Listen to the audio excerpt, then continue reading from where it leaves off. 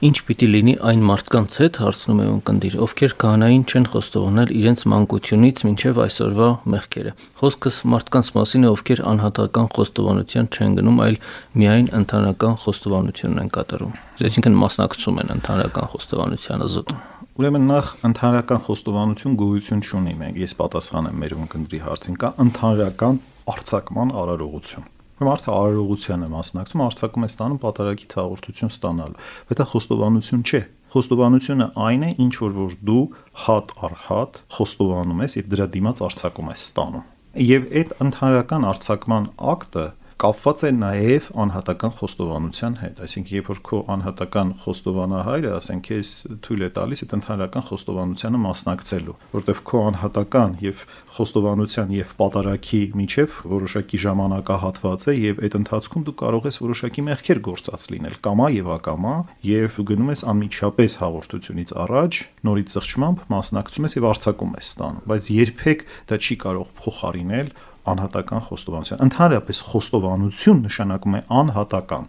Որևէ քրիստոնեական եկեղեցի գոյություն չունի աշխարհիս երեսին, այդ թվում նաև հայ առաքելական եկեղեցին, որը ուսուցանի ընդհանրական խոստովանություն։ Մեր Գանձասարի 8-րդ հատորում տպագրել ենք Տաթևացու բոլոր քարոզները մեղքերի խոստովանության, խոստովանահայրերի մասին։ Թող մեր ունկնդիրները կարդան, այնտեղ համապարփակ կերպով ներկայացված է հայ առաքելական եկեղեցու ուսուցումը դրա մասին։ Տեսնեն այնտեղ Տաթևացի մի բառ անգամ ընդհանրական խոստովանության մասին խոսում է, թե ոչ։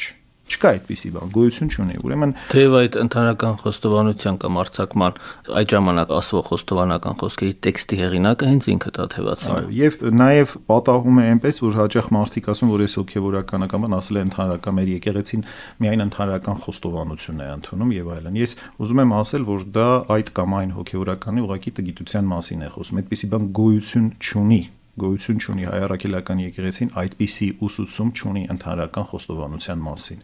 Դա ընդհանրապես արձակման արարողություն է, որ մենք կատարում ենք պատարագից առաջ։ Եվ ցանկալի է, որ յուրաքանչյուր քրիստոնյա ունենա խոստովանահայր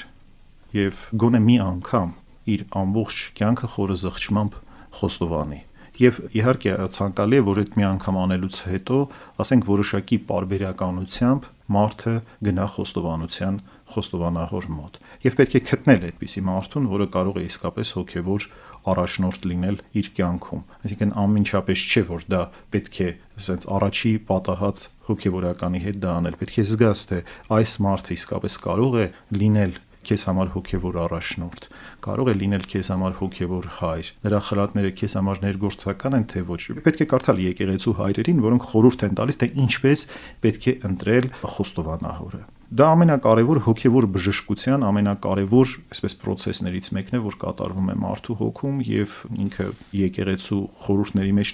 հաղորդությունը եւ խոստովանությունը հենց այն խորհուրդներն են, որ տևականորեն մեր մեջ կենթանի են պահում հոգևոր կյանք։